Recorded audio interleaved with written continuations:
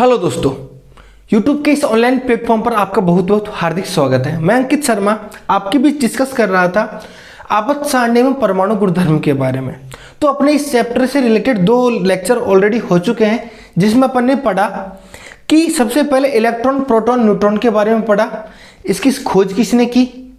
साथ ही अपन ने ये देखा कि इसका द्रव्यमान तथा आवेश के बारे में क्या होता है। मैंने आपको बताया कि इलेक्ट्रॉन और प्रोटॉन का आवेश में नेगेटिव और पॉजिटिव साइन का अंतर है। साथ ही न्यूट्रॉन का आवेश 0 होता है। ये इसलिए मैंने आपको याद करने के लिए कहा था कि न्यूट्रॉन का आवेश अधिकतर लोग भूल जाते हैं कि कुछ ना कुछ होगा, 0 ना होगा, लेकिन न्यूट्रॉन का आवेश 0 होगा। फिर दूसरे लेक्चर में अपन ने बात की कि रदरफोर्ड का नाभिकीय मॉडल, दैट मीन्स नाभिकीय मॉडल के बारे में पढ़ा, जिसमें नाभिकीय मॉडल सबसे पहले जे थॉमसन का पढ़ा, उसके बाद रदरफोर्ड का पढ़ा। जे थॉमसन में अपन ने पढ़ा कि इसके मॉडल को प्लम पुडिंग मॉडल के नाम से भी जाना जाता है, जिसने तरबूज से इसकी तुलना की थी। तरबूज में जिस प्रकार बीज पाए जाते हैं, इसी प्रकार एक परमाणु में धन आयन जो नाभिक पाया जाता है। ठीक है, यह प्रयोग असफल रहा। उसके साथ ही रदरफोर्ड का नाभिकीय मॉडल पढ़ा, जिसने कि एक सोने की प्लेट पे जिंक सल्फाइड के एक पर्दा लिया, सोने की प्लेट पर अल्फा कणों की बौछार करवाई और 1000 में से एक जो अल्फा कण है वापिस अपने मार्ग पे लौटाया। यह रदरफोर्ड के लिए एक अविस्मरणीय घटना थी, जो कि अपन ने लास्ट वीडियो में डिस्कस किया था। और देखा था कि इसने इलेक्ट्रॉन की त्रिज्या, नाभिकीय त्रिज्या के बारे में बताया, और इसकी भी कुछ खामियां रही थी कि रदरफोर्ड की खामियां थी कि यह नहीं बता पाया कि इलेक्ट्रॉन की जो पथ में जो गति करता है उसके लिए क्या एनर्जी कहाँ से रिक्वायर होगी, और साथ ही ये इलेक्ट्रॉन का पथ नहीं बता पाया कि इलेक्ट्रॉन कौन से पथ में गमन करेगा।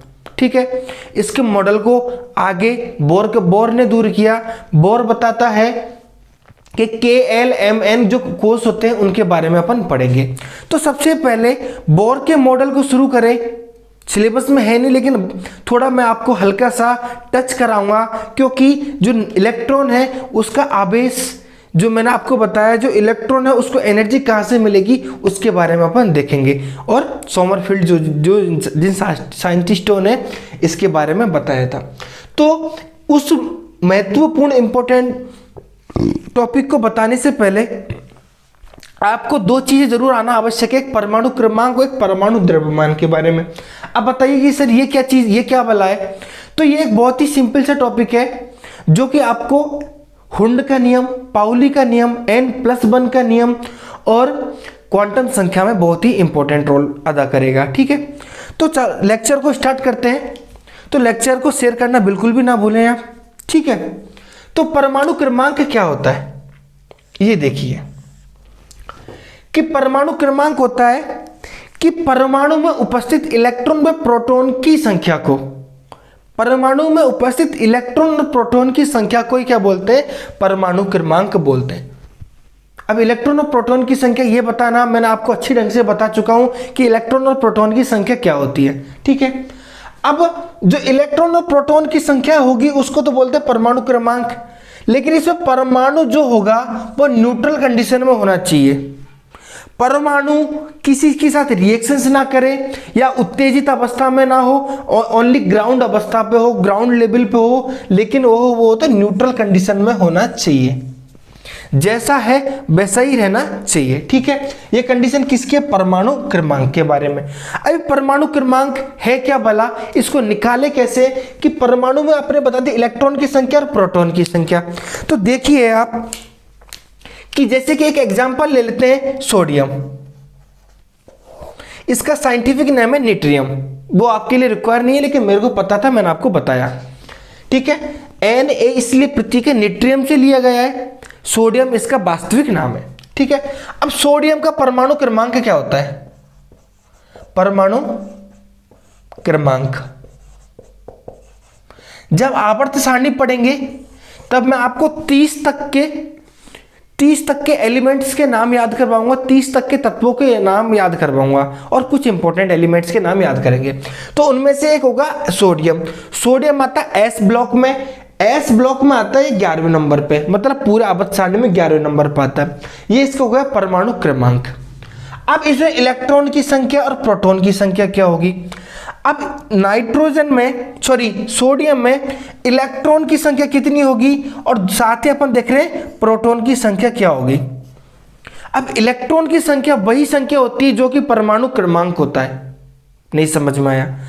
अब परमाणु क्रमांक को लिखने के लिए अपन को क्या, परमाणु क्रमांक के आधार पर ही अपन लिखते हैं इलेक्ट्रॉनिक विन्यास, या कह सकते हैं इलेक्ट्रॉनिक विन्यास के आधार पर ही परमाणु क्रमांक लिखते हैं। ठीक है, अभी इलेक्ट्रॉनिक विन्यास क्या बला है, जब n+1 का नियम पढ़ेंगे तब आपको समझ में आ जाएगी कि इलेक्ट्रॉनिक विन्यास कैसे लिखते हैं। तो इसमें परमाणु क्रमांक जितना है 11, उतने इसमें इलेक्ट्रॉनों की संख्या होगी।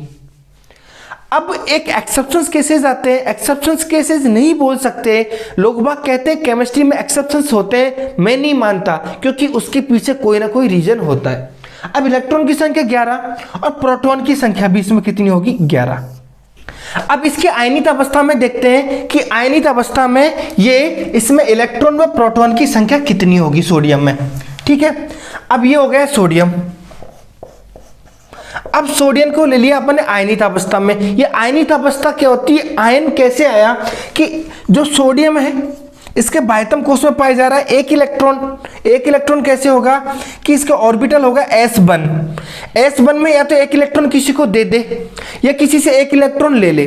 टेंडेंसी ये रहेगी, इसकी अधिकतम प्रायिकता यह है कि एक इलेक्ट्रॉन किसी को दे दे और यह अपनी न्यूट्रल कंडीशन में रहे, मतलब आयनित अवस्था में आ जाए। तो ये सोडियम प्लस आयनित अवस्था में आ गया, तो इसमें परमाणु क्रमांक तो रहेगा 11 इसका, क्योंकि सोडियम का परमाणु क्रमांक चेंज नहीं होगा। इसमें प्रोटॉन की संख्या भी रहेगी 11, लेकिन इलेक्ट्रॉन की संख्या चेंज हो जाएगी। अब इलेक्ट्रॉन एक, इस पे टोटल इलेक्ट्रॉन थे 11, एक इलेक्ट्रॉन किसी और को दे दिया, तो कितने बचे इसके पास रिमेनिंग, 10। अब सर आप बताते हो कि पॉजिटिव का मतलब होता है देना, हमने तो ऐसे कभी नहीं सुना कि पॉजिटिव का मतलब देना होता है। केमिस्ट्री की लैंग्वेज में यदि किसी के ऊपर नकारात्मक साइन, नेगेटिव साइन है, तो इसके मतलब है उसी ने किसी से इलेक्ट्रॉन ले रखे हैं, चाहे नेगेटिव -1, -2, -3 कितने भी हो सकते हैं, मतलब उसने इलेक्ट्रॉन किसी से ले रखे हैं। और पॉजिटिव का मतलब होता है देना, किसी को उसने एक इलेक्ट्रॉन दे रखा है, किसी को 2 दे रखा है, वो इलेक्ट्रॉन होती है उसकी देने की प्रवृत्ति। जैसे कि अब मैं आपको एक एग्जांपल समझाता हूं नेगेटिव वाला, कि एक पढ़ते हैं अपन क्लोरीन। अब क्लोरीन का परमाणु क्रमांक है 17, ये आता है पी ब्लॉक में। पी ब्लॉक में इनको बोलते हैं हैलोजन तत्व, HCl-Br-I-80। ठीक है, अब क्लोरीन जो है 17 नंबर पे आता है। अब 17 नंबर पे आता है तो इसका परमाणु क्रमांक 17, इलेक्ट्रॉनिक विन्यास में इलेक्ट्रॉनों की संख्या कितनी होगी, 17, और प्रोटॉनों की संख्या भी कितनी होगी, 17। ये तो होगा क्लोरीन के बारे में। आप फटाफट मेरे को कमेंट करके बताइए कि क्लोरीन नेगेटिव, पहली बात तो ये बताइए इस पे क्लोरीन पॉजिटिव क्यों नहीं आया और क्लोरीन नेगेटिव आया, तो इसमें इलेक्ट्रॉन की संख्या और प्रोटॉन की संख्या कितनी होगी। फटाफट कमेंट बॉक्स में कमेंट करके बताइए, मैं इंतजार कर रहा हूं आपका, मात्र 10 सेकंड इंतजार करूंगा आपका।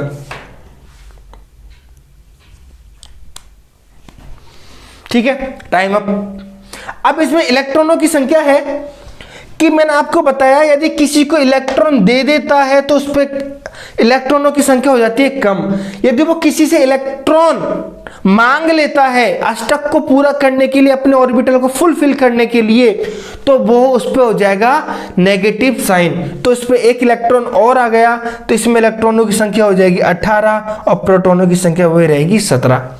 यहाँ पे क्लोरीन का इलेक्ट्रॉन की संख्या 17, क्योंकि यहाँ पे इलेक्ट्रॉन बिल्कुल न्यूट्रल कंडीशन में था, जैसा इसका इलेक्ट्रॉनिक विन्यास होता है, जैसे कि ये एक आवर्त सारणी में पाया जाता है, जिस प्रकार इसकी भौतिक एवं रासायनिक प्रकृति होती है, उस प्रकार अपन ने इसको देखा।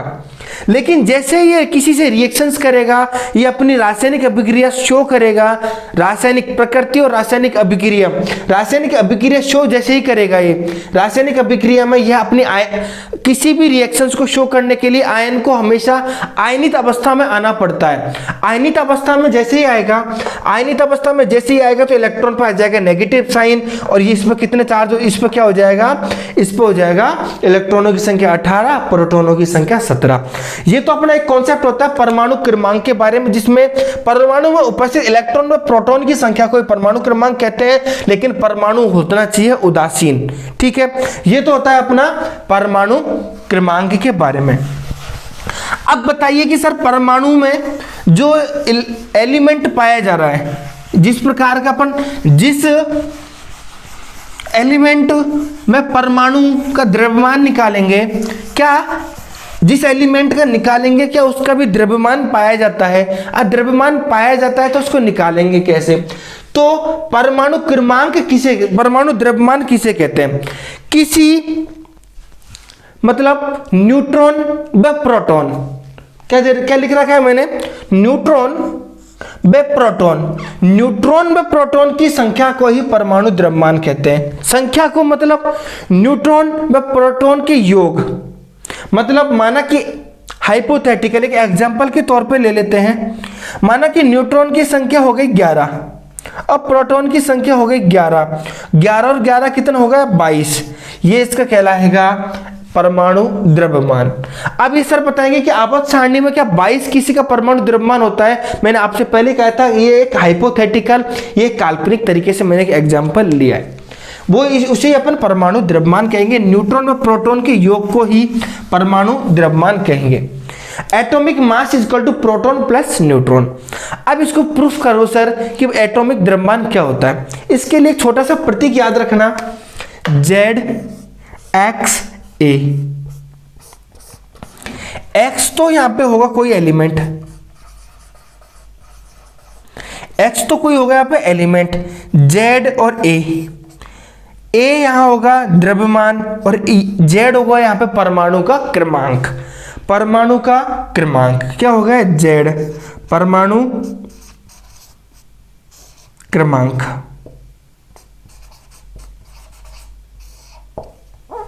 और A क्या होगा? परमाणु का द्रव्यमान।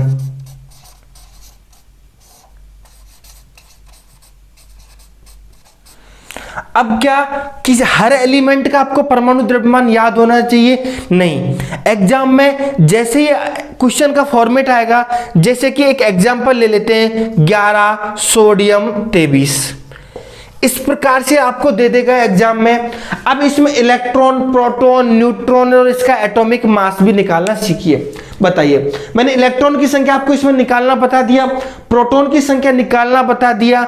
अब आपको निकालना है इसमें न्यूट्रॉन की संख्या प्लस न्यूट्रॉन की संख्या एंड एटॉमिक मास, परमाणु का द्रव्यमान। तो इसमें मैं आप कमेंट बॉक्स में कमेंट करके बताइए, मैं इसमें प्रोटॉन व न्यूट्रॉन, प्रोटॉन व इलेक्ट्रॉन की संख्या तो मैं खुद लिखूंगा, और आप मेरे को फटाफट बताइए कि इसमें एटॉमिक द्रव्यमान कितना है।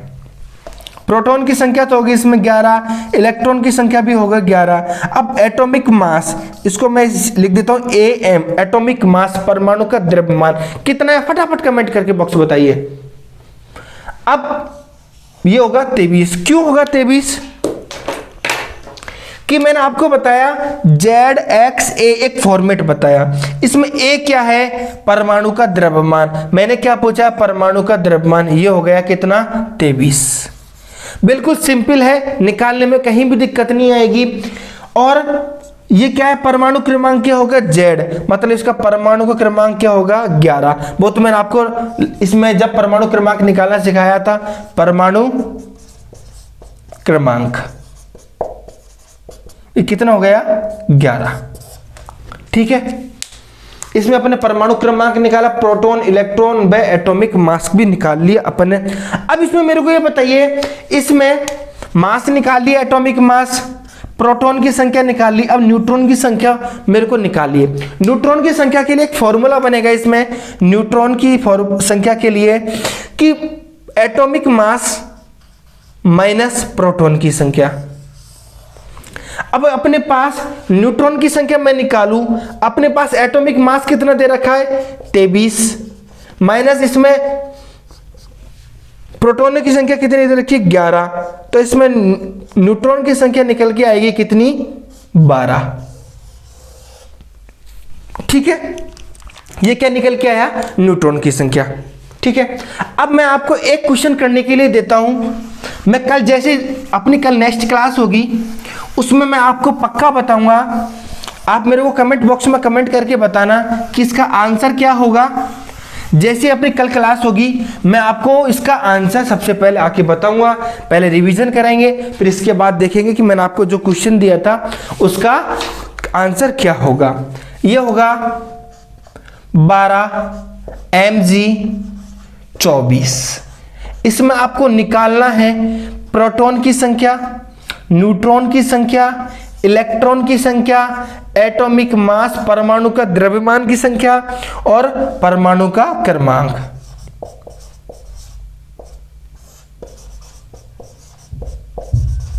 अब इसमें किसी को प्रॉब्लम तो नहीं आ रही कि सर P क्या है, N क्या है, E क्या है, क्योंकि अपन ने इनके बारे में डिटेल से स्टडी की है। परमाणु, प्रोटॉन की, न्यूट्रॉन की, इलेक्ट्रॉन की, एटॉमिक मास, परमाणु का द्रव्यमान और परमाणु क्रमांक, ये आपको निकालना है। ठीक है, मैं आपका कमेंट का इंतजार करूंगा, जिसका आंसर आएगा उसका मैं आपको नाम बताऊंगा कि इस बच्चे ने इसका आंसर दिया है। तो अब आज की वीडियो में इतना ही, अपना ख्याल रखें और आसपास सफाई रखें। धन्यवाद।